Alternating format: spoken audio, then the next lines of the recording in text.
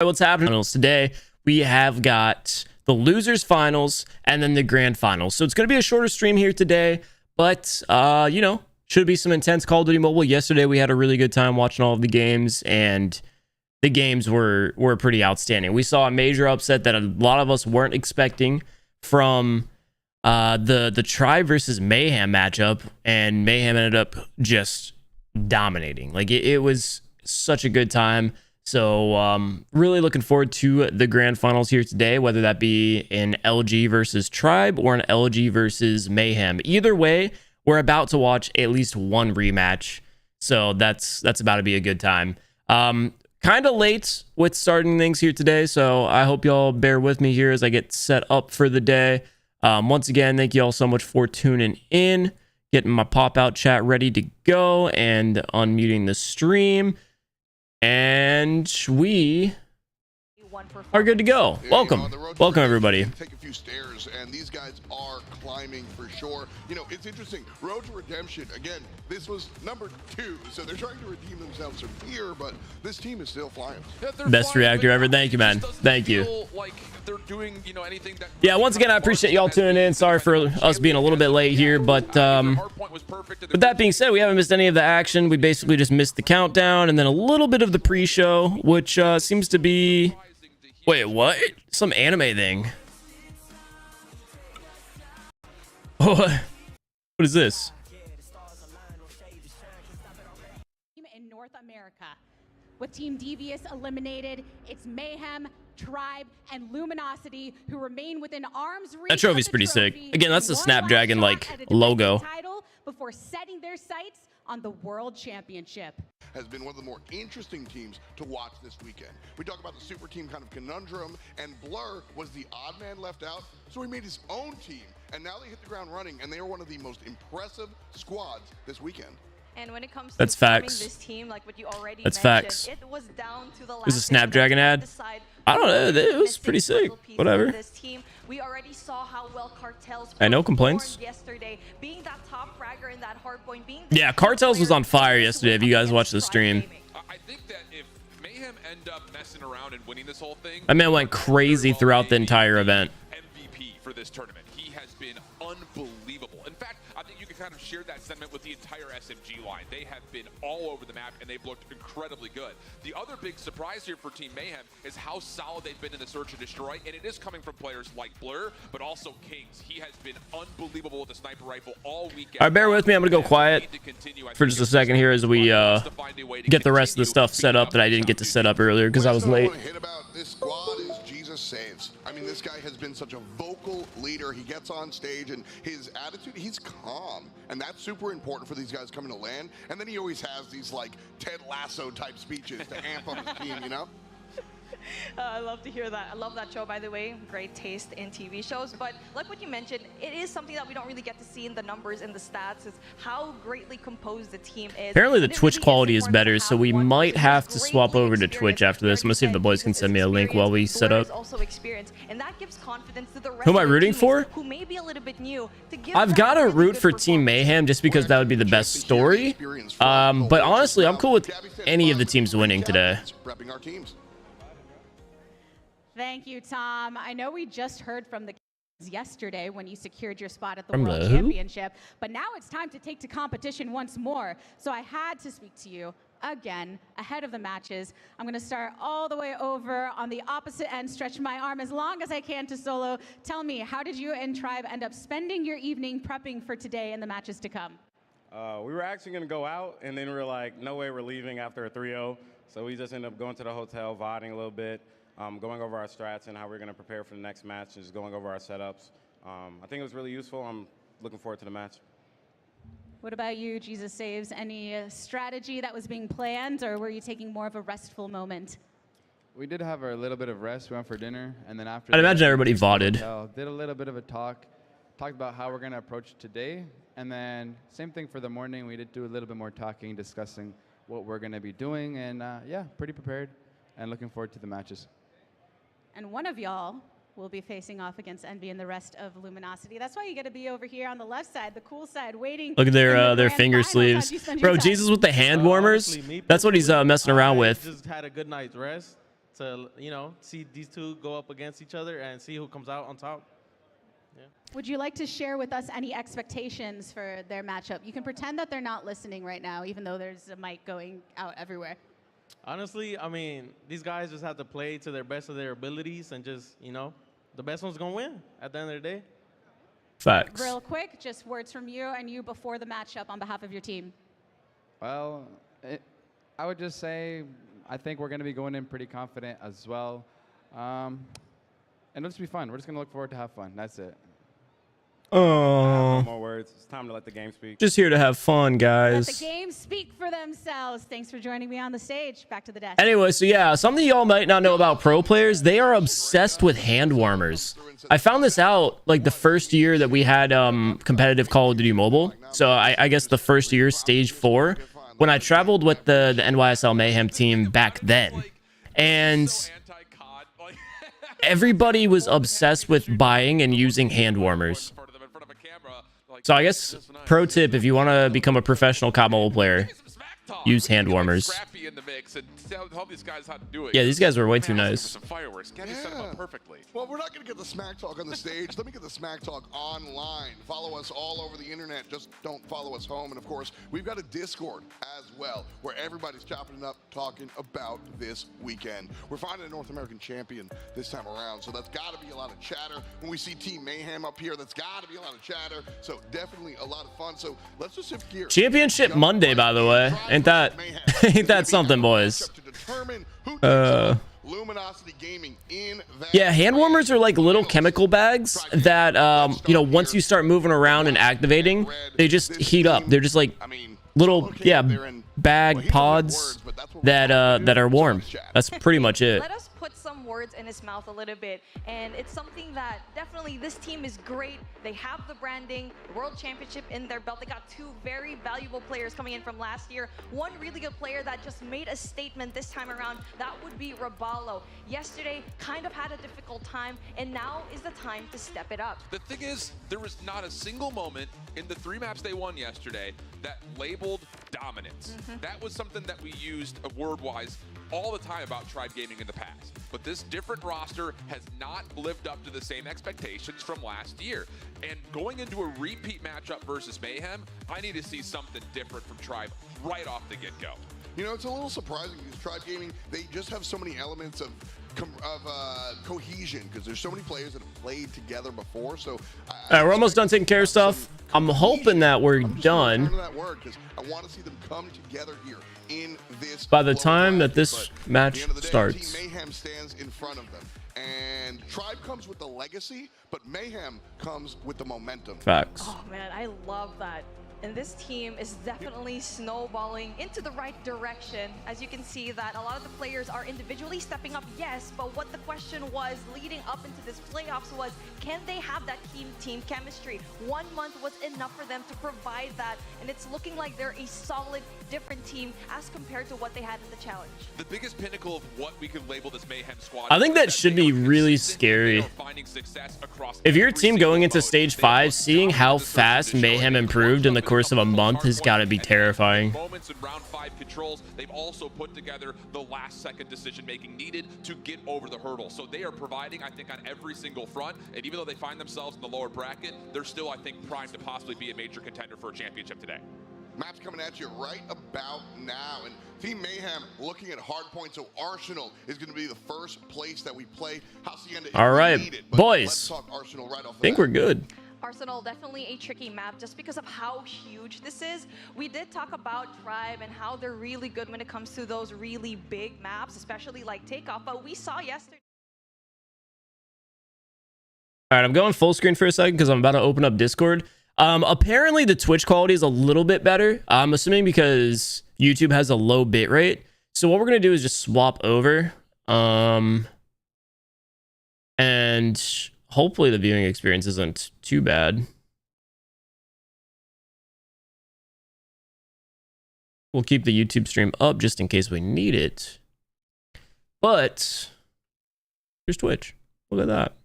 have played this map the most throughout the group stage, and their record even convincing results. And based on how they played maps like Firing Range yesterday, I'm excited to see what they have. Lots of people wear thumb sleeves, so sweaty fingers don't matter. Let them know. Let them know. A lot of people use the MGC thumb sleeves.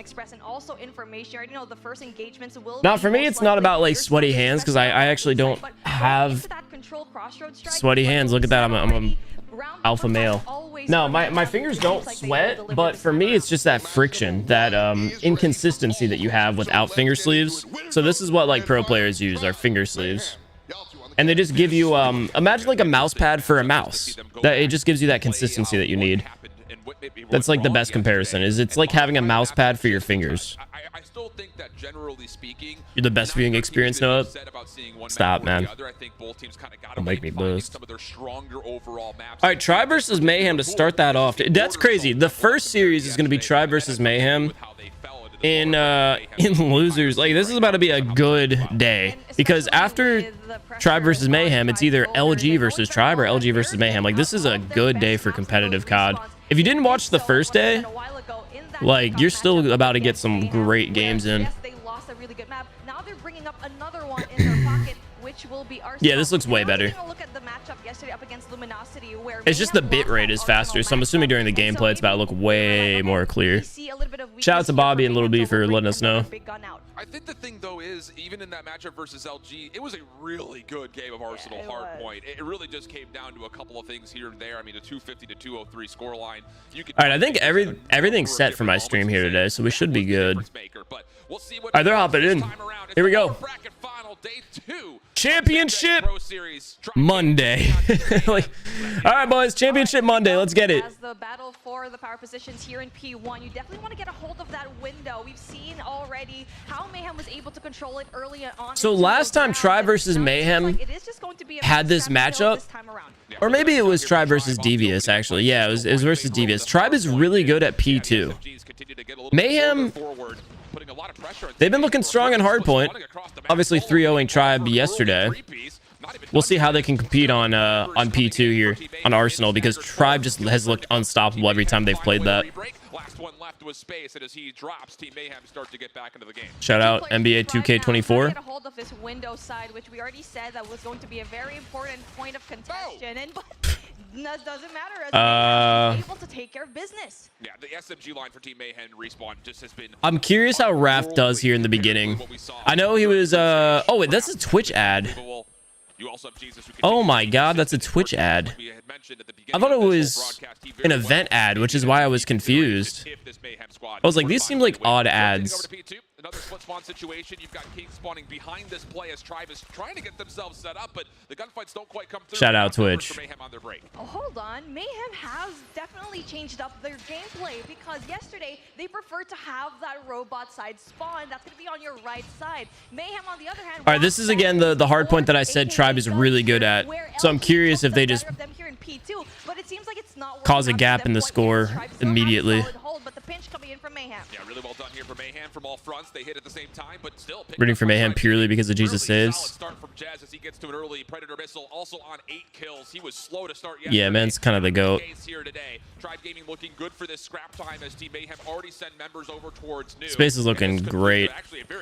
That man's UL shot is crazy. I'm gonna have to now, after this event, get his build again and do a video with his UL or something. They try to get spawn. They also try to get in through front and try to go for a pinch. But so just like I would have imagined, Tribe ended up taking a pretty decent chunk of the lead there on P2. Their P3 gameplay hasn't looked super solid, so we'll see if Mayhem maybe closes that gap. Trying to set themselves up backside staircase. Long route on the way from Solo. It does look like they're getting outslayed pretty heavily. Almost like 2-1. Everybody outside of Kings. King showed up. Blur 5 kills. Jesus 4 kills. Cartels 5 kills. Raph 4. Kings might be the best competitive Annihilator player. I mean, I think he's probably one of the best players. Forsaken. On hand, and yeah, that's he's also same. Able to create Unfortunately, Satan go down to a hunter killer of Kings as well, and then Kings with a triple kill with the pred. That man's gonna be on 20 in a second. Looks like Tribe's still soaking up some time here, though.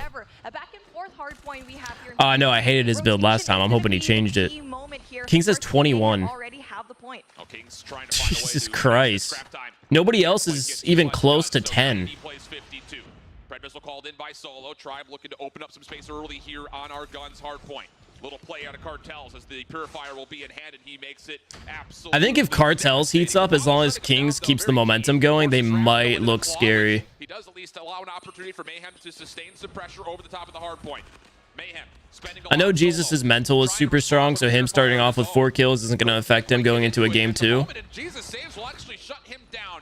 50-50 gunfight still. Mayhem just needs a couple of the players to show up. Because right now it's just a very even Tribe squad versus Kings and a couple of like slow Mayhem players. Cartel's getting a triple kill though. With all that being said, they're only down 20 points. It just wasn't enough because they didn't have enough gunfire to go up against the operators of Mayhem. And now, as the rotation for next with the scrap point still being contested. You guys take a look at the map, though. We got 4 versus 5 rotating, so Raph ended up losing his battle to Solo. And then you still have 3 players for Mayhem fighting for the scrap, so it should be relatively even here going into this next rotation. It all depends on who gets these back spawns where my mouse is at right now. 2 players of Mayhem. They're going to both go down to Tribe because Tribe ended up getting a spawn point there, but 2 Mayhem players spawn up here. They should all wait to push together here and break from multiple different angles. Here comes the break. Raph wins his gunfight. Cartels wins his. Blur gets killed. Raph gets traded. So looks like their break attempt didn't work out there. They're going to go for another break here, but they lost 30 points. Cartel's still. Yeah, that split spawn definitely kind of favored Tribe. He has a pred. Man already has 20. I told you, as soon as he heats up. Unfortunately, King slowed down. In a quick breath, we do see Mayhem get that and also infiltrate that P5. It is still going to be heavily contested. Space with a quad. Members, though. It is still majority of the points here in P5 in the favor of Tribe. As again, I hope they do those interviews in between games. They'll probably do one after the series, but not between individual matches. All right, after the first rotation of the hard points, Tribe Gaming 34-point lead. Mayhem has a great setup, just like Shift is saying. Okay, Raph with a huge double kill. If he turns into 3, he might heat up. I talked about this a lot yesterday. His kill graph always starts off super slow and then jumps in the middle of the game. Big kill from Jez. Called out, of course. Raph was looking for the trade earlier. Ended up going down to space in the back, so I think we might see a Tribe break here. Blur with a huge 3-piece. Gonna turn into 4 here if we can get the shot on 5. He's able to take out Saken on the trade. Still back and forth scrap here on the hill, though. Cartels versus Space. Space has backup. 3 players from Tribe in the middle. All right, P2. I'm going to classify this as a money hill. You want a player up top right over there. It looks like where that might be where 2 is setting up. We've got 4 on the side of Mayhem already rotated here with the 25-point deficit. That's not too bad. Although nobody's up top, which blows my mind. Kings gets a lineup, 2-piece. Turns it into a 4-piece lineup with the HVK. Bro, what? Yeah. Again, P2 is a money hill. Tribe needs to slow it down here. They're playing really fast and challenging individually. And they keep getting 2-pieced. Jesus should not get 4. Jesus should not get 5. And then Kings with the 2-piece off spawn with the pred. Cartels following that up. That's 8 straight, 9 straight from Mayhem. Oh my God. Kings has 38.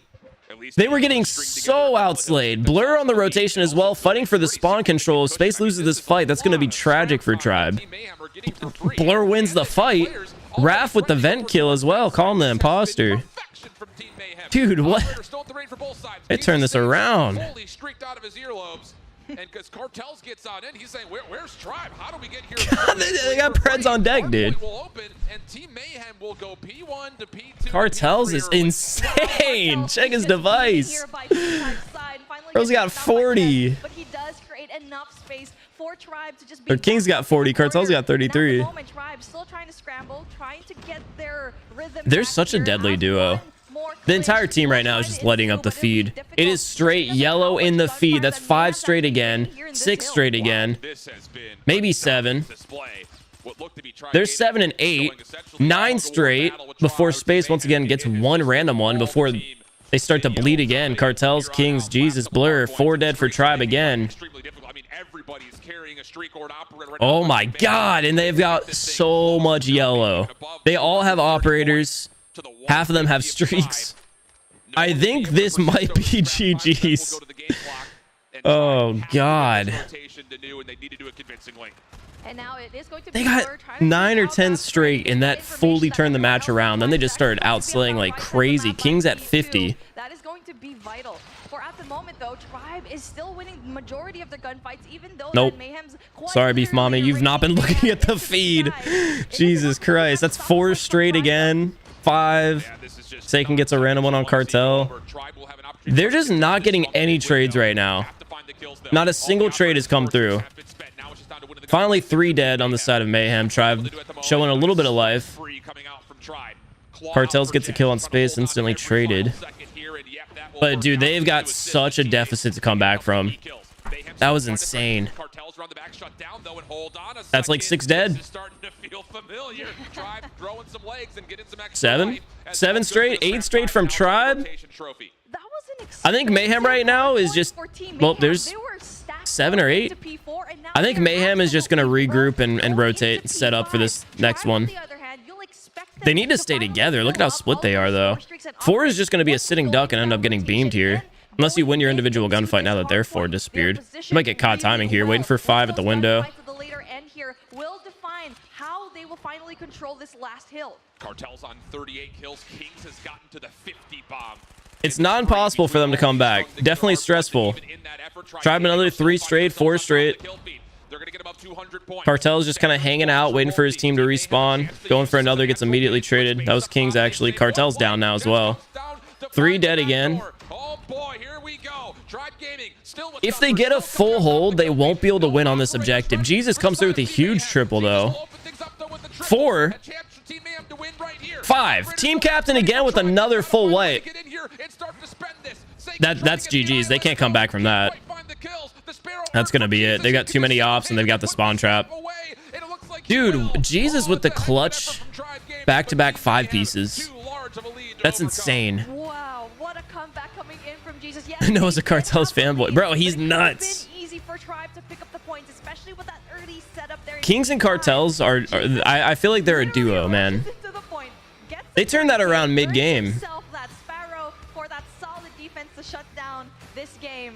And now it seems like Tribe has finally, put down another map that they were comfortable with, but we're not able to. Watching Tribe struggle on P2 is pretty crazy.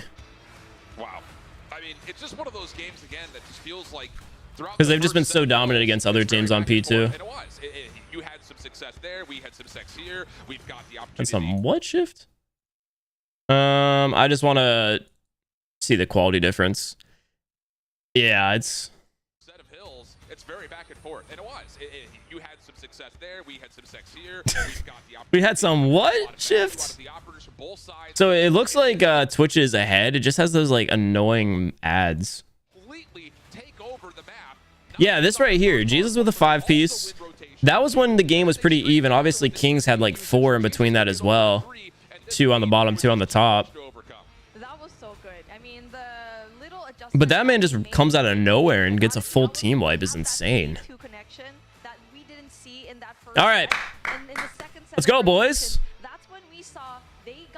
Yeah, I want to see this. So Space ended up kind of going crazy, considering he was playing a UL, having a minute 20 on the hill. 31-32, not bad at all. But Tribe went from like almost having, I'd say a 1.7 KD to end up getting probably 2 KD'd. at least. Kings 51-27. Cartel's 41-27. And Jesus 34-23. Raph still kind of struggling, but he'll pick it up. He's a rookie with the jitters. Shit got a little too excited. Do you hear that, man? Express coming up for map number 2. We already kind of mentioned it. We saw the veto process. Team Mayhem had played this map a ton when they were in the midst of the group stage. Maybe not the most success ever, but again, they have looked incredible in the search and destroy. By far, the best team we had yesterday in this map 2 game mode. And they were playing Express in a way that it was still acceptable because it was close. Even yeah, y'all don't mind the ads, right? They brought it what up, Carla? the wire. And like what you Did I get hit by the weather? Nah, we had like windy, light rains for a day. It was pretty laid back. I think once, and yes, they found success up against again the same team, a bit against Mayhem, but we already know that this is a completely different. Imagine Kings using LK or Kilo. Yeah, dude was using an HVK. Was it the entire time he was using an HVK as well? It was a conversation point that really kind of we built up at the very end of the Bolu's the bench player for Tribe. I think he's kind of taking the role on of like the bench, the sub player, as well as the coach though, because you'll see him hop on stage in between rounds and talk with the boys. So I've got to assume he's playing coach, basically. Now, tomorrow's update and patch notes don't affect, well, the build that the players are playing on. If you're asking, like, our personal games, yeah. Is it already tomorrow that the update's dropping? Because that's hype. Yeah, we need to see Solo and Seiken. Yeah, the scary thing about Mayhem winning game 1 versus Tribe is that Mayhem has looked insane on search. I don't think they dropped a search to anybody yet. He was MVP yesterday in that search and destroy. Could Raph? What could help Raph with the jitters? It's just going to be experience. At the end of the day, it's just experience. I think he's very fortunate that he's on a team that doesn't seem to care about individual performance. And as long as they're walking away with the win, that's all that matters. He also might be having device issues because, well, there's someone playing around with his device right now and at his setup. It could also be not being super like warmed up on the device, and once he gets used to it as well, so come along stage 5, he might be dominant.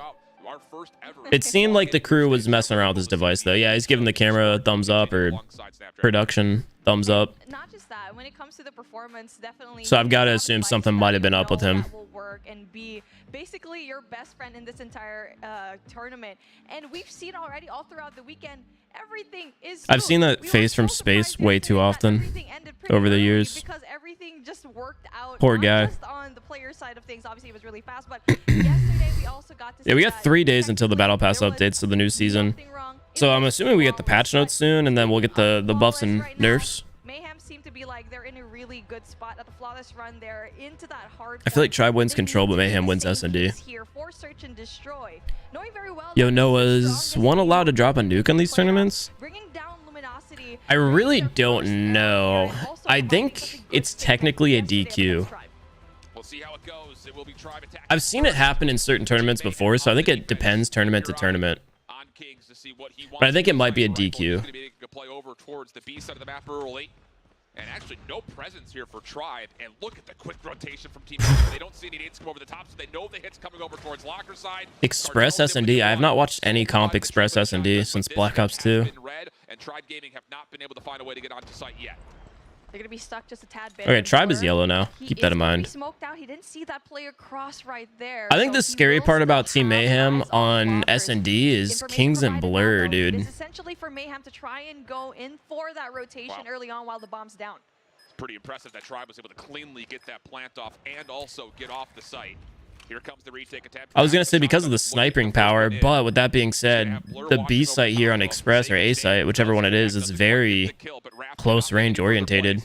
And Sagan, Unless you're watching on that street. exactly where Raph is, but doesn't make a difference off the regen. Raph still goes 1 for 1. Time becoming a bit of an issue now. 16 seconds on the clock. Solo. Shotgun at that range only Gotta hit those, man. 3v1 situation. Jess, last one standing, just has to kill off the clock a little while longer. Here comes Oh my god, didn't even get the chance. How many R9s were on the side of Mayhem there? Impressive stuff from both teams. They must have picked it up. So cleanly, and even though that we Honestly, LG is gonna win. From Mayhem, just looking at that direction, I guess. I didn't know LG was that much stronger than Tribe in Respawn, at least, because LG talked about how Tribe was the best hardpoint team. I don't know. It's going to be an interesting day, and definitely anything can happen today. But Mayhem is just looking maybe even stronger than yesterday so far today. They started off slow. Cartels cleanly takes one before running away, backing down. Smart. Raph getting the trade on the person who was chasing him. Space getting one on Cartels. Jesus Saves picks up one on Raballo, and then Solo trades that out. So it's what, a 3v2? But we know Space is in spawn. 2v1. They know where Space is at. And they have bomb down, and they know he's using UL, so tough. He's going to go for that long wrap around here, in through departures, going through mid. They don't know where he'll be at. He's got a minute to work with, which is nice, but dude, they're just going to set up here. The bomb is down right next to the two players of Mayhem. But Mayhem have 100% confidence that the bomb is down over yeah. And they're just essentially. And now after waiting for a long time, who is that? Raph decided to start scoping out their spawn. They're rotating around a little bit here. As clock is becoming a bit of an issue for him. They're both going to wait up top, yeah. Both players up top in tower. The only way this could go wrong is if Space naded them, but he doesn't have a nade anymore. But he's got these ratty angles. He has cleared out a lot of space, though. I will say that much. This is not bad news overall. The longer this takes, the more he's going to have an idea of where. I mean, there's a chance he gets an angle here on both of them. I don't really know. He's able to take down one. That's big. Oh my god. I thought Space was going to do it. Missing a single shot, Raph will keep things in hand for Team Mayhem up 2-0. I mean, credits the Space for quite literally. Space said, I'm going to put that team on my back. Him and Solo. 3-3. Once he cleared out so much space, I mean, there was only rest of the tribe is snacking on some Dunkin' Donuts right now. And I mean, in those trains, you're not going to be seen if you're going to be up top, so that's going to be impressive. Same case here now for Tribe, trying to go in there for that A push. Again, it will be Cartels right there. It's just, again, Mayhem have full information on this. The interesting thing about this defensive setup, though, for Mayhem is that Cartels is essentially. I saw someone ask why Space is sticking with the UL, and it might be relative to the rule change that's implemented. I'm not super familiar with it yet because it's still a new rule, but you can only have a certain amount of roles on a team. There's like a heavy roll, a light roll, maybe like a medium roll. I'm just kind of summarizing that in like a simple fashion. But a certain role is allowed to use like two specific weapons. So they might be trying to keep an AR open by having Space use the UL. It's an unfortunate hit marker there. That would have been a big kill to get. So Jesus Saves and Raph alive with shotguns. But with Mayhem, on B side, that's going to be tough. The thing about it is, have they been able to substitute out any of their secondaries for more traditional weapons? Yeah, because they're going against a Krig and a UL. And I think Sagan also has a Fennec in the back pocket. On the way. Still shotguns for Team Mayhem. They're just looking to overwhelm this by sheer force of numbers. They see the trophy system down. That will be deleted. They're going to... Oh, wait, they got a Fennec. That's with tough heady, though. This is still a very tough call, though, to try to get closing some distance here. Able to get half damage. Traded by Raph here. Raph's pushing in. Oh, the hit marker. He wasn't able to get that first shot to connect. If he does, he gets that cleanup. That is going to be a momentum shift that you need to see Tribe Gaming have. I didn't realize how bad the ads were on Twitch. Down a little bit, equalize when it comes to those lives, and going for the hill that you know that there won't be any kind of Mayhem players right there. And now it's going to be a 3-2 split where I feel like for Mayhem, they were expecting a B hit because it was successsill the last time around, but no, Tribe is still wanting to go in there. Raballo getting the opening kill there with the Krig. Yeah, I mean, surprised how many Krigs we're seeing. continuing to have the same setup where they're just trying to overwhelm A. This time they do get a lot more success by moving in towards lockers, and they Raph got a huge nade kill there. A little bit of nerves, though, about where Kings is located, as he pretty much blew up the entire setup last round. Raph, Jesus again, double shotguns up, looking to still finesse over the top of this site.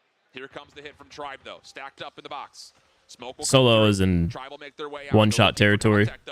Oh, no, not quite get one Psych. free. Solo anticipates it. Jez also Dude, everybody's rocking the R9. and Tribe much cleaner here as they get the bomb planted today. Did not expect Express S&D to be an R9 map. As someone who hasn't watched any comp on it. When it comes to defusing that bomb. And now for player number 2, Jesus saves. We'll try to go in for that long wraparound, but we'll still try to catch any kind of rotations from Tribe Gaming. That we'll try to get any kind of angles, but Jesus is gonna be there really quickly. Rip. But does get shut down by All right, Blur in a 1v4. Able to take down one. He's surrounded though on all angles. Yeah. Nearly gives himself a chance, but yeah, the shotguns have been providing. Oh, Tribe end up taking 2 rounds back themselves to tie it up. So back-to-back rounds for Tribe. They respond, Against the team that hadn't seemed to lose any S&Ds. This would be the round that I would anticipate Tribe trying. Raph has something 7, different, dude. and yep, that's indeed the case. Maybe his device was doing something. I don't know. Regardless, win or lose, as long as he keeps up this performance, this is going to be a really good momentum shift for him going into the next respawn. Over the top of the B site. An essential gunfight being won by Jesus saves, though. He gets a double. Bomb is going to be dropped as well. And it's a good thing that Seiken is also very much. I wonder if Tribe, for Mayhem, they need to find a way to recollect themselves. And it's or not Tribe, I wonder if Mayhem is better on offense. Like if this is an offensive heavy map. Because I'd imagine Mayhem might be able to play offense a little bit more towards their team's style of having 2 snipers. Because they could just constantly hit the B bomb site. It seemed like Tribe had a mindset to just keep it at B. I'm messing up the bomb sites, but you guys know what I'm talking about. Tribe seemed to want to keep it in the close range bomb site, especially with all the shotguns. Who now picks up the Fennec in his own 1v1. Clock favors that of Tribe's post plant. Blur's got to go. What's Blur rocking? Chucking some grenades? Yeah. Solo goes prone. He's got good looks over where the bomb He knows where he's at. Blur will not have the time nor the ability to capture the kill in order Yeah, to let's see. defuse. We're gonna go side swap here. Much of a rotation, that time just too long for. They got one more round. Help Jesus saves. If they went in there as a duo, if he was a little bit closer, then they could have had a little bit more of an upper hand when it comes to defusing that bomb and eliminating the rest of the. All right, huge shift in the playing style. Tribe looking good here in this B side, looking like in the same case here as the first one this time around. Imagine turning the corner, seeing 3. That time he had the support of a lot of utility. Damn. Flashes coming out. It did affect Tribe's running through them. More specifically, Solo is running through this squad. Off the effects of the flashes and stuns and turn that into a clean kill feed with a plant to boot. Kings nowhere to go inside ticket. It all rests with. I do understand why Robalo chose the Krieg for this map. It's because his team has a way more aggressive pace. A very safe post plant, and this will likely be 4 rounds in a row for Tribe to finish off this offensive half. It's all up to cartels, and 21 seconds is definitely. I said this before, the Krieg is definitely the best aggressive AR. Gives you a little bit more versatility than the Fennec. A little bit less time to kill, but does not have any kind of answer when it comes to the aggressive nature of Tribe, and we already know a little bit more Tribe is versatility. very aggressive. Robalo said that in the interview rather that they are very aggressive. All right, let's see if our theory was right. I feel like offense might be heavy here on Express. If not, Tribe secured the win. Pretty much a full-on hit over towards A, but keep your eye on Jez playing aggressive. Solo. Man can't be stopped. He's a menace with a shotty. Oh, no, I was wrong. Solo is just insane with the shoddy. It doesn't matter what side of the map he starts on. Wait, what happened?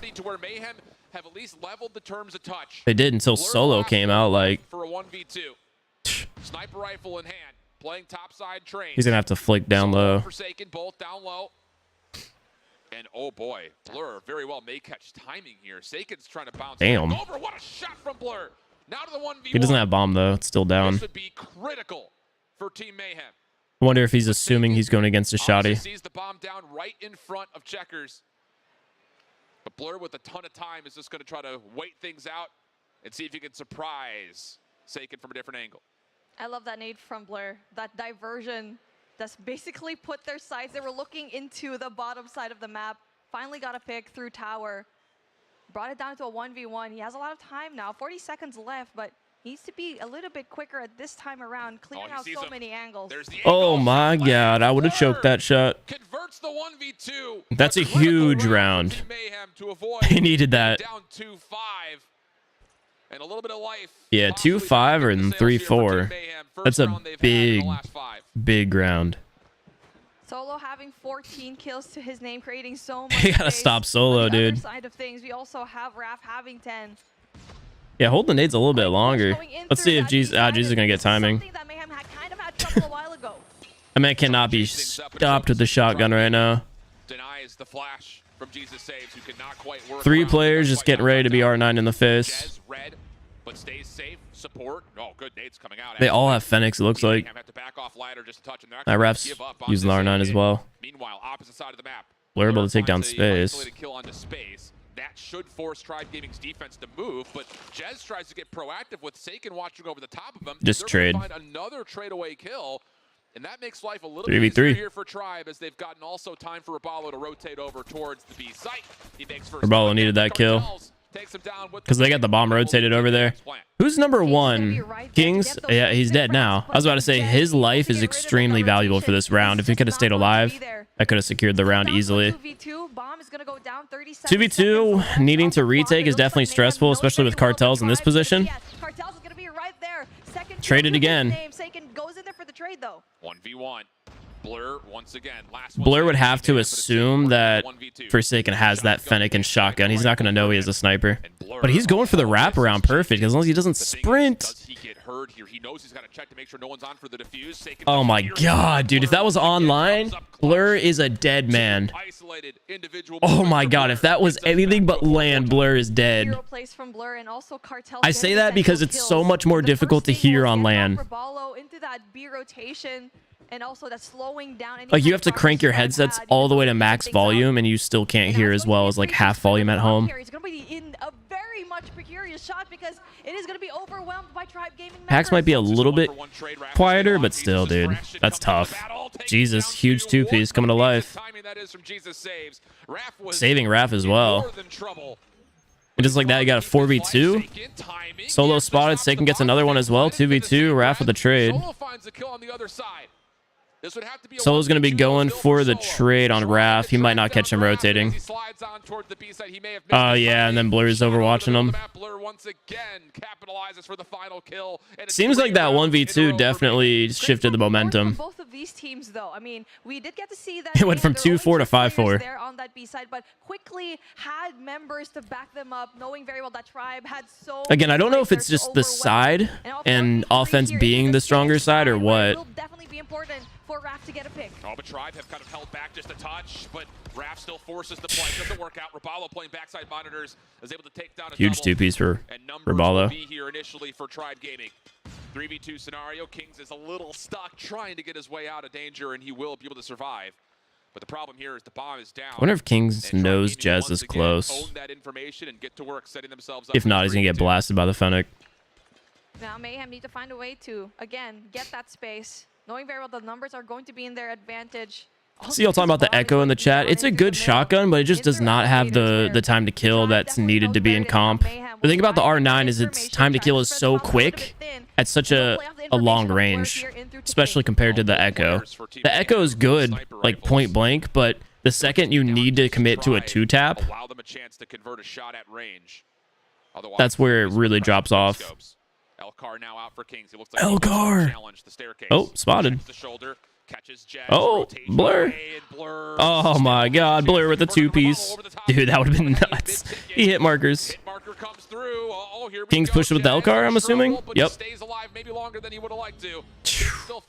They got to know he's in the hallway there. He pushed out.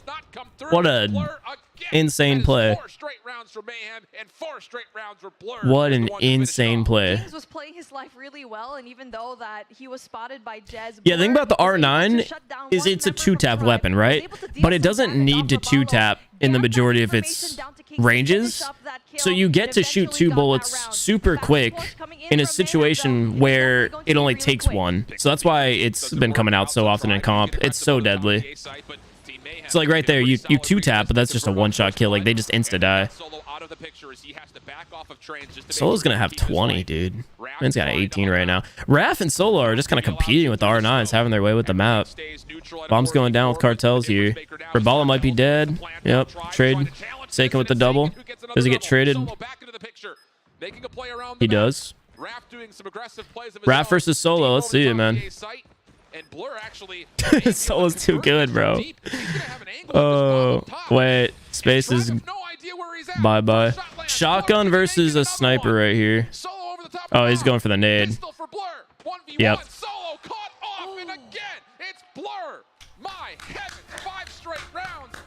Yeah, 5 straight. God dang. And we were hyping him up in the start of this broadcast. Blur Coming to life with the snipers at the end there. Blurred the lines as to how are you going to be so good when it comes to a sniper. And he Yeah. was the difference maker here in S&D. I got goosebumps, man. That was crazy. Clutches. He probably did 4 times in this S&D Express. But my goodness, that last round, he knew that that bomb was not planted for him. That's why he had to move further forward. And last tribe member did not expect that at all, using the pistol to his advantage. And wow, what a great game from Mayhem. But also, I mean, it was a back and forth from Tribe as well. Yeah, it's just one of those situations. 5 straight. I feel like every single time we watch Tribe definitely looked gaming better traditional, on the first Express time it's like, against okay, Mayhem. we see you. This time, it's very successful post-plant situations for their offense, but defensively, just not That was a rough kill. I feel like if whoever ADS there, they would have gotten that shoddy kill. On the low number situations as we got deeper and deeper into rounds. 3v3s, 4v2s. Apparently, according to the Spawn interview last night, LG expected Mayhem to beat Tribe. They said they were much tougher in scrims. And Team Mayhem collected every single kill before Tribe could even shoot back. It just, to a certain point, it becomes almost inexcusable, and it's just so far on. Yeah, hold on. Let's 19 Solo, brother. His name says it all. For the L. Exactly. Yikes. Yikes. The other side of things, where you do have contrasting weapon choices to be your top dogs. Blur to create that space, to create those clutch rounds. Raph also getting up in your face and just creating a lot of chaos into the first side of those plants. So, I mean, everyone did their job here for the side of Mayhem, man. Another big start for Team Mayhem, and that leads to very, very much so anticipations for them matching up against Luminosity. We got Gabby down on the floor with Tectonic to maybe get some reactions on how this series is going.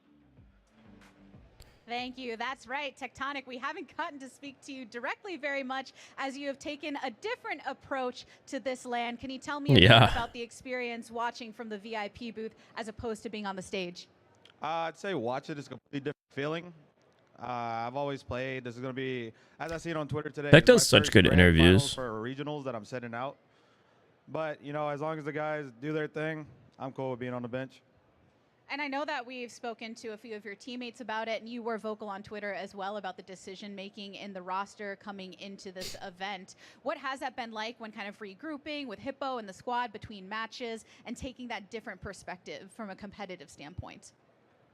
From a competitive standpoint, I know a lot of people think it's kind of like troll, but this roster was put together the day prior to this event.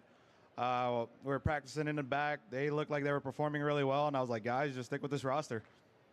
We also talked a bit on stage about the camaraderie between teams, and I know that when you were hanging out, it looked like you were doing some co-streaming with some of the Tribe guys. Yeah, he was on Hawks' stream. Like on the content end of things. You know, we were all just breaking down what could happen and what could have changed. I hope Hawks figured out his audio quality. What they got to do. So as long as they commit to it, I think they can reverse. Because that was such a cool concept. And because I have you here, that's what I want to do for stage 5. Have the pro players in between rounds. Match, because coming into this, there's so much talk about LG, of Tribe. Mayhem, though, feels like it's the talk of the town. Lots of upsets happening. They're up currently. What predictions do you have, not just for the results of this matchup, but kind of how it's going to play out in the rounds to come? Let's go. Doesn't Keep going. Keep going. If the win control is going to be like a big momentum. The mic needs to warm up, dude. But, I mean, of course. Welcome, Rex. Look at Tech, man. So inspirational. If Mayhem wins, it's over, is what you said in that. I think she needs to keep the mic a little bit away from his face. So thank you so much for joining me. Just put it like right up in there. And the crew, whether from the sideline or the stage, back to the show. I'm sure he said some amazing words there. About how Tribe can get back into the series. Crossroads being the map number 3, just to kind of make sure we label that out there with full cementing knowledge of what this third map will be. If Tribe can find a way to just roll through Mayhem here in map 3, Hacienda's great news for them, and Meltdown should also be pretty good. Dude, I wish they had this event not in America. Pathway here for Tribe to get back into the action, but at the moment, the crowd would be insane. To just impress and impress and impress. I mean, you did mention it. Like when it comes to control, You think Tribe can still come back? Close when it comes to I'm not gonna lie, I don't think so. I think they're chalked. This is definitely a mode that you get to see Tribe take advantage of, especially knowing that Crossroads, we did get to see that Mayhem kind of had a difficult time up against LG yesterday, but again, it was I didn't hear it, but I know it was good. Yeah. Oh, and it just really just appreciate you, bro. Play that we keep seeing here in the hand warmers. Tribe needs to shut down and also have a hero. That's what they are right there. Y'all saw them. I will say, performance on stage has been unbelievable, and a lot of that is due to Snapdragon Pro. Yeah, there's just no life on their team right now, man. Players are getting some unbelievable values. Like it's positive vibes. Everyone's moving around. Everyone's like, everyone's there, which you would expect, of course, from the team that's up 2-0 and came back in S&D like that. But Boy, I'll tell you, the fist bumps are through. But I mean, yeah, it's confidence just. seems to be beaming on one side of the stage more so. Shift and I are on the same wavelength. Every time I say something, he's like following that on the cast. In the 3 seed heading to World Champs. See how it all goes. Team Mayhem will be starting on the defensive side for Crossroads strike map number 3. It is all up to getting that early mid-street control. And so far, it is going to be Tribe going in for that A rush.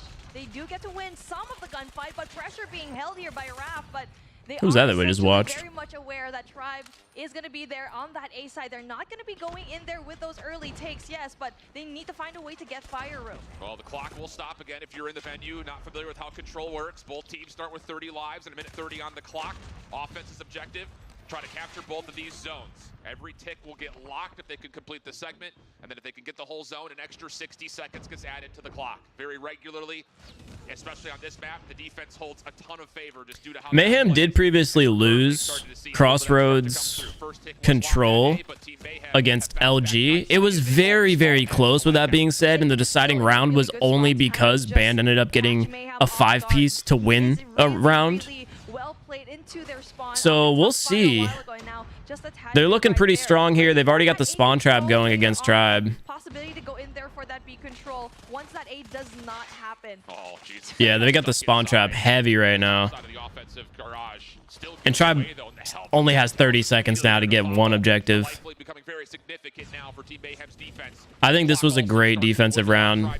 What you expect, right? A 3-piece is big, though. Cartels immediately stopping that push. They have 15 seconds to do something. Against the Fennec, I don't know what you can do, especially Cartels as Fennec, dude. They have 8 seconds and 1 round of lives versus 2 sets for Mayhem. And all of the advantage. Jesus taking out Jez, making a 10v4, 10v3, 9v3 now. Solo going down. So it's just up to Raballo and Saken. Raballo, huge 2-piece. Cartels trades him out. And I don't even know. Dude can't even die quick enough. They had no objective control. That one was crazy. All right, again, Control is a very defensive heavy mode. Tribe, did they even get a single tick of objective? Because apparently if it goes to like a playoff OT rounds, who gets defense is decided by who has the most objective ticks. So if Mayhem gets 2 ticks and loses this round, I'd still put them at the advantage.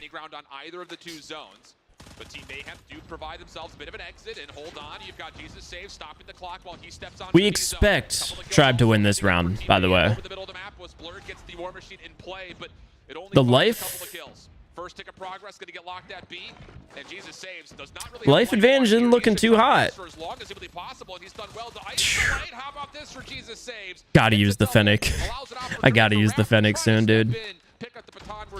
All right, Mayhem has 2 ticks, so I think that it secures their defense advantage for now in the final round if it does go to it, which is just going to pad their lead even more. They've got 4 ticks. There it is.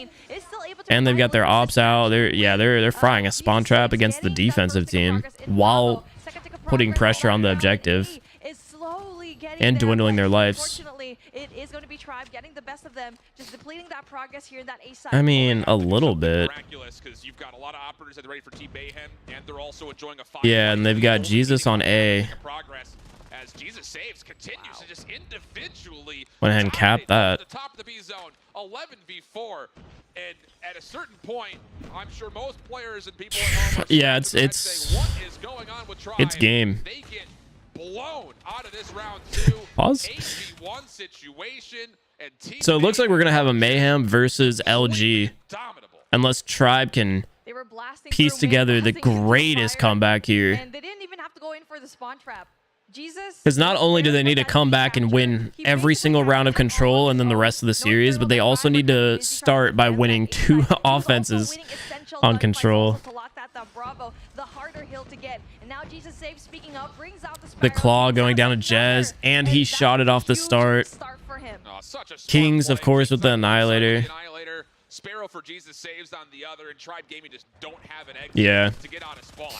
One player is on the A zone, getting some significant progress. Oh, there goes the Purifier for Tribe. That was like one of the few things they had to bank on. Especially considering Kings was at the end of his Annihilator use and already had 3. I don't know. Tribe is somehow actually playing one of their best rounds right now. They were able to secure A, so I mean, I don't know how they did it, but it's looking better. That 3-piece from Blur isn't helpful to the life advantage. They're down 4 now. Oh, they immediately got 5 or 6. They have a 2 life advantage now. Obviously on defense. Actually, Seiken with the Annihilator. They might take this. Solo with another? That's like 6 straight, 7 straight. Yeah, Seiken making his play over through the snow side of the map. Another one. Oh, wait. Tribe just got 8 straight. First tick of progress. Mayhem coming back to life a little bit, though. Decide just if they want to play this one out by just getting the kills. Yeah, I think they got to play kills here. They do jump back on, clock stops, especially with how much they're slaying. Another double for him as he starts to really heat things up for his squad. A very slow start for him, but looks like the effort for Tribe Gaming on this offensive round is going to work out pretty darn nicely for them. 10v4. And now 9v3. Mayhem gonna try to find those kills in the well, at the end of the day, if Tribe does end up going home here, I did want to just remind everybody that the matches here today are not going to send anybody home for stage 5. Everybody playing today already qualified for stage 5, so if Tribe does end up going down here, they're going to have an opportunity to bounce back as well as just improve and review like what went wrong here at stage 4. Anyway, offense for Mayhem. It's so weird that 2 offensive rounds have been won so far. Dominate through the defensive side of the map. Still 1 member on the A zone for Team Mayhem. That'll be enough to capture the first hit. I think Kings is a dead man. That's going to give what you would think a significant life advantage to Tribe, but neither of them really do much damage. Only a single kill tallied. But off the respawn, Tribe's defense once again start to gain some ground to work with as the defense steps forward. Such a tight game right now. Just trades. The first 2-piece to actually go through right there was Solos. He's actually got 3 on his life before finally getting traded out. 18-18, 17-18. It's just such a back and forth round here. Trade. Space traded. Blur gets the trade on Solo, who took down Jesus. 14-14. War Machine coming out for Blur. Raph pushing in. I think they just go full ops out here because Mayhem has all of their operators left. They go full ops, just dwindle down that life advantage, so an extra 60 seconds is added. We're gonna get a 13 and then they can secure the game. Jesus saves though in a really good spot where Tribe Gaming will not see him at all. It's all up to the rest of his teammates to try. Waiting for Jesus to pull out the Sparrow. They're gonna try to clear every Where is he? He's like, oh, he's in the back of the map. I see. He's playing ratty. He's not gonna pull out that Sparrow. To try and divert the attention of Tribe Gaming. They are ticking on the time though. They wouldn't know that Jesus should be able to get this cleanup on solo in the back. Yep. He's gonna be exposed and die though. Well, Tribe's not out of it yet, man. I'd say they have the advantage currently despite being down 1 life because they don't need a cap. Although Raph has got the pressure on and then Jesus the overhead Sparrow, it might be GG's here actually. What's Tribe got for operators? Nothing? Oh no. Yeah, just Raph needs to just stay low and not challenge, let his teammates overview, and that's game. Well, Team Mayhem 6-0 Tribe. Team Mayhem does it again in the same way that they did. Yeah, their team has some chemistry. 3-0 up against Tribe, and Tribe, they fought valiantly. I feel like this is the first year I've seen a Mayhem team actually like look so in sync with each other. Who are we grabbing for an interview? Cartels? On the other side of things, Tribe also had Jess. Yo, Jesus got him again, bro. The nipple pincher strikes again on the live. On the second time they face up against Tribe, find the 3-0 sweep. We have Gabby center. This much should be good in ranked or no?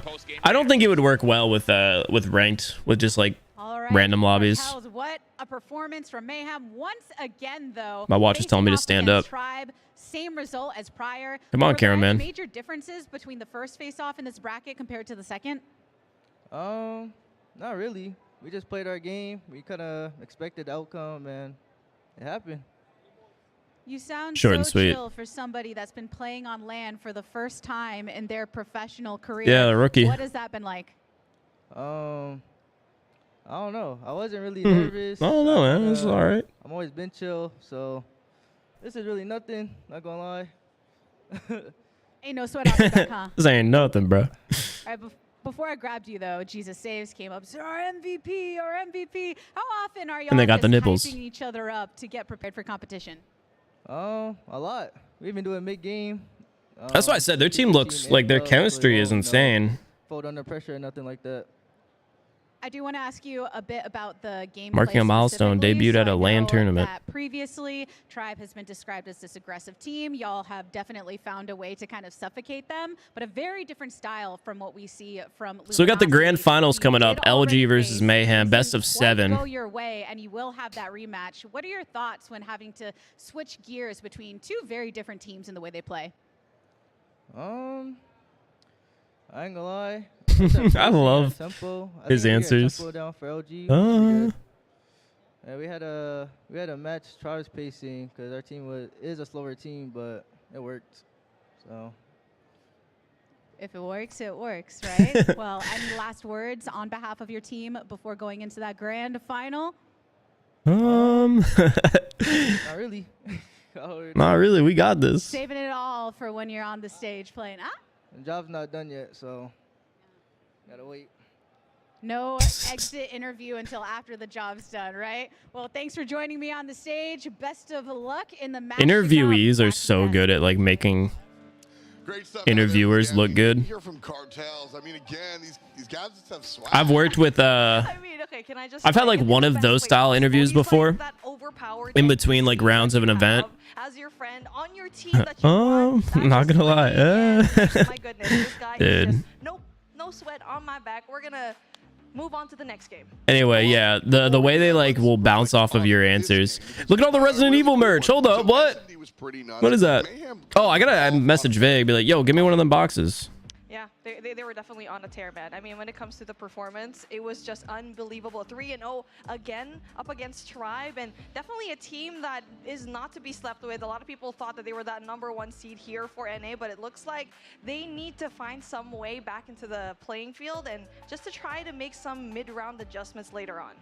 Well, we saw those mid-round adjustments in the first one as well on Arsenal, the Hardpoint. And Alan actually wanted to dive deep into what started off of a big run. Yeah, I think the thing about how this Mayhem team has played is when it matters most, they're making the right reads. And there is a really key moment when we got to the What have you missed so far? On Arsenal in particular. Mayhem 3-0 Tribe to move on to the grand finals, and it's going to be LG versus Mayhem. LG 3-1 right off the get-go before the Hardpoint opens. Mayhem or 3-0 Mayhem? If you want to set up perfectly around Arsenal, this is exactly what you want. You control yesterday. the double doors. You've got a really good look in terms of how you So it's going to be a best of 7 here in the grand finals, and LG is going into it 1 map up because they're coming from winners. So it's going to be a best of 7. LG 1-0 already. I don't know which mode is getting skipped out though, because that is actually going to play a crucial part. If there's skipping on the hard point and giving that to LG, then I think Mayhem's not looking out of it. They 3-1'd him? Okay. Yeah, and then the control was like super close. This is not a team to be slept with, Beef Mommy. You're going to get an opportunity to see Cartels do essentially the same thing when he gets his War Machine. So you get 3 kills out of Kings. Team Mayhem continue to dominate over the top of the hard point. As soon as King starts to run out of ammunition, then you get the War Machine from Blur, and it's no game 5s. We won't be having them either. It starts to get in contest. The last thing and how you start to I love this breakdown shift. Moment for Team Mayhem, and not just a small comeback moment, is as we pause one last He's got 13 kills straight twice. Status of the spawns move. Tribe all of a sudden have to play from the front, and as soon as this is aware, you're going to get #3 making a long route, and you're going to get a very good setup going from the first hard point into second as we let these last couple of seconds move through. How did Shifts get all of this information while casting? Usually this is something the review desk does. He must have gotten this during the interview. Great breakdown shift. Yeah, that's super impressive that he just did a breakdown while casting. This was the beginning of 3 straight hard points, hills. Yeah, that was really intense. I mean, we saw the performance that they had yesterday. Ferg said he might come back to the comp scene. Yeah, I appreciate the updates on every single thing Ferg says throughout the day, chat. But if we could maybe slow down on that a little bit, that'd be great. But with that being said, I don't think he actually is. I think he's just saying that because his team lost, so he's probably just like, I'm gonna come back, I'm gonna do it myself. You know what I mean? Really, you got to dig deep into those histories and find those. Looks like this dude has a YouTube gold plaque on his neck. Looking towards the finals. He's with the HVK, I know. The bracket, Luminosity Gaming has been waiting, and now, well, they gotta wait a little. Yeah, Shift was super impressive. Team Mayhem. That breakdown. Luminosity Gaming. I'll see you there.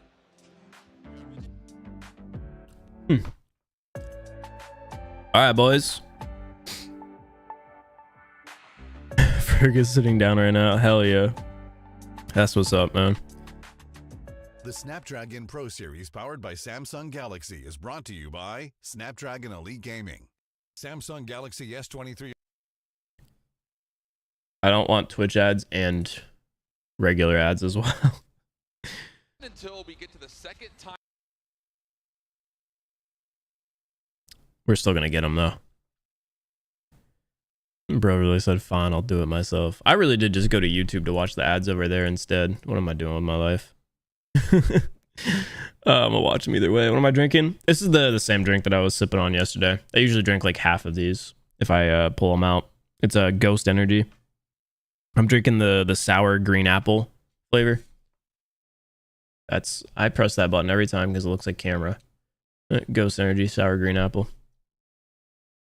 All right, who do we have here for the finals? So we've got 7 minutes until the match starts. Luminosity has looked pretty untouchable. Just, you know, traditionally, right? But Mayhem now that they've had experience against LG and are looking super hot to start the day off, I don't know. They might come through with something crazy. We're definitely gonna have, oh god, Twitch ad. We're definitely not gonna have a shutout.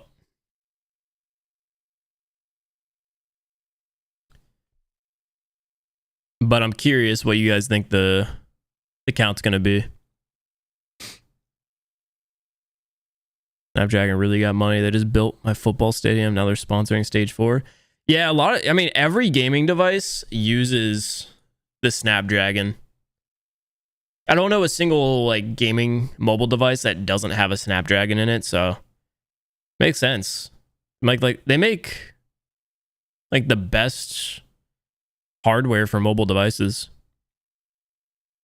I actually was I had a lot of stock in Snapdragon for a while. I ended up selling it a little bit. Like after it pumped. Yeah, Snapdragon, that would definitely be like a long hold for me. If I was smart.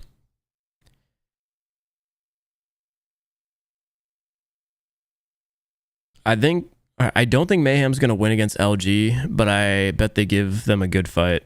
The result is on the more favorable side for LG. Emma agreeing. If Mayhem beats LG this time, I'll go crazy. Let's see if anybody wants to bet on that.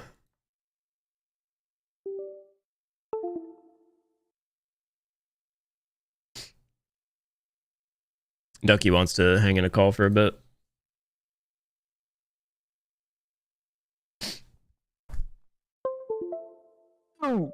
Yo. Yo. And send. What?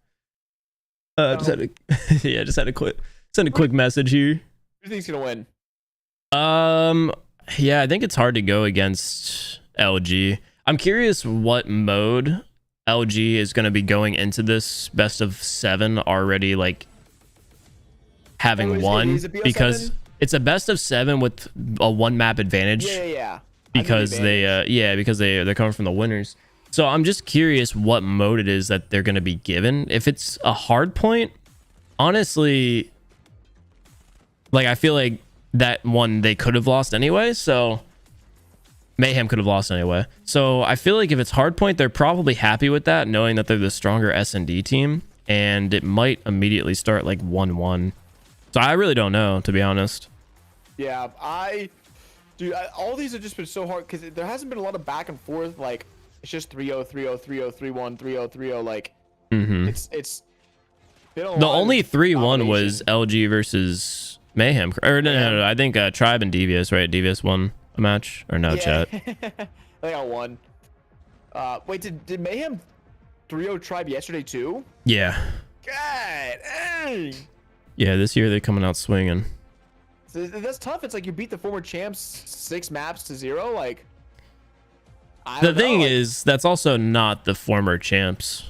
Yeah, fair. It's not the same team. Yeah, the LG is the former champs. Yeah. And plus the ones that were like giving them trouble. So I don't know. It's hard to go against LG. Especially with even like with how dominant Mayhem has been. It's like they're still coming up 1-0 in a best of 7 series. Yeah. So Chat, what are you thinking? Like a 4-2 maybe LG? 4-2? With like a close two of the games that they lose are close.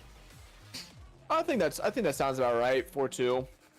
If it goes to a game 7, I think at that point I'd have to go for Mayhem. Imagine. Just because I mean LG. The shortest grand finals day ever. I'm heading golfing. Nah, I won't have time then, actually. Y'all fly It's already down. 3:20. Get some swings in. Hell yeah. I don't know what time my range closes. I was out at like 6-ish the other time I was there. Maybe it's closed early today because it's a holiday as well. Oh, that is true. Forgot. Yeah, my gym closed at like 1 today. Boo-hoo. Oh, they close at 6. That's crazy. Because I was out there till like 6 something the other day. I kind of regret if there is a cheap I think there's a range that I went to that's cheap-ish, but it's like 25 minutes from where I live. If there was a range within 10 minutes, like there was where I used to live in North Carolina, yeah, I'd be swinging like once a week. Yeah. So fun, just putting earbuds, swinging. Until you chunk it, and then you hate life, and then you chunk it again, and then you top it. I love smacking the shit out of the ground. It's a vibe, dude. My iron game is always good. It's just my drivers is. I can't, like, some reason it always felt so unnatural. That was me until I fixed my driver like 2 or 3 range sessions ago, and now my irons are all out of whack. It's probably because of the way you set up with the ball, because that's what it was for me. Do you put the ball like in the middle of your stance? No, I put it in the front. Okay, with just the driver. Yeah, and then my irons are more mid, and then obviously pitching wedges towards the back. Like, I know my setups. I know, like, yeah. Dude, I watched a lot of videos on golf. Yeah. Rick Shields. Huh? Rick Shields. Yeah. The GOAT. And then I'd be so mad because I watch a video, go out there, and it wouldn't fix it. I'm like, dude, what's wrong with you, man? You watch like a couple videos, it instantly improves your game 80%, and then you watch more, and then you like go down like 15%, and then you just kind of hover there. All right, just gotta think of my pre-swing 1,500 different thoughts real fast. All right, I'm ready. Tops it. I don't think anyone's. Have you been to Seattle? No. That's where Hawks lives. Same. Really? Mm-hmm. That's why he's there. Oh, he is there? Yeah. Is the tribe crew there? I don't think. They panned to the crowd, and I saw like 5 people in it. Yeah, I don't know. Also, did Beef Mommy just do a headphone change, chat? No. She always had ears? What do you mean? Didn't just see she had ears? Like before? Yeah, did she have ears before? I don't know. Well, thank you for that. That's why I asked the chat. Yo, Ryan, thank you for the 9 months. Does the S23 get 120 FPS on COD? I'm not sure. I only played 1 match on the S23. That's what they said. They popped a little graphic saying like 117 FPS. Maybe they are on the esports version. I'm not entirely too sure. She always had these ears? You guys are trolling. No, she didn't. I'm gonna check now. What do you mean ears? On her headphones. Oh, I'm not even paying attention. Let's see. Y'all are trolling. I just checked. She doesn't have them. There's a wardrobe change. You guys are dumb. Is absolutely amazing. I got these cute little fluffy. She's talking about them. Cinderella right there in the crowd. Let me I think you were you've been swindled. And again, look at her. She's so beautiful and cute, but look who's beside her. That's right. She's standing by with the senior producer. I don't know if you heard yesterday they were talking about Patrick. What is that? Oh, it's her mic. I was like, what do they mean Patrick? Do they mean Patrick Star? And then later on Twitter, I saw a picture of Patrick Star just sitting in the front row. Oh, like cosplay? Yeah, because they're at PAX. So just a random Patrick Star showed up. For about 4 years now. So I mean, there were, the one that I went to in San Diego, there was a ton of people cosplaying, just walking around, just booted up. Looks awesome. I've never been to a PAX. Such a good time here at PAX West. We know that SPS I've never been to any of the conventions. Very much responsible for our experience here on these grounds and beyond. On behalf of the team at large, can you tell me a bit about the SPS vision? Yeah, we're all about. Shout out Samsung. I'm sure it's going to change the next year. So the whole vision is about making esports accessible to everyone. This one's a DreamHack. The Stage 5 is not a PAX event, it's a DreamHack event. So those are also pretty sick. And yeah. Oh no, I went to DreamHack. Just kidding. I went to DreamHack in San Diego. So we have an entryway for people. Oh, good. I don't know the difference. And a pathway for people who want to get professional. And the SPS accessibility. He seems very young for a producer. Call of Duty mobile community for the first time. Like the community 30s. has existed for some time, but now coming under the wing of the SPS. Now that the ball is rolling, what are you looking forward to? When's there gonna be a Snapdragon Pro Series we love in having Vegas? Call of Duty. One of the best game IPs ever. I'm actually really sad I can't go to TwitchCon TwitchCon Vegas this year. Get for us, and so We're really looking forward. I didn't know that's where it was. Championships, and it's great to What? have Why can't you? Yeah. No, TwitchCon. Because I'll be at the F1 race. You've gotten to The see exact different facets of the mobile community. I would rather Priorities. TwitchCon though. Priorities. I mean, 100%. such epic moments like the Brawl Stars Masters that we had in Japan. With all of that considered, what are the takeaways from those big events that people can keep in mind? This is when one of our looking fellow towards kids. the You can World tell by the Championships backward to come? snapback.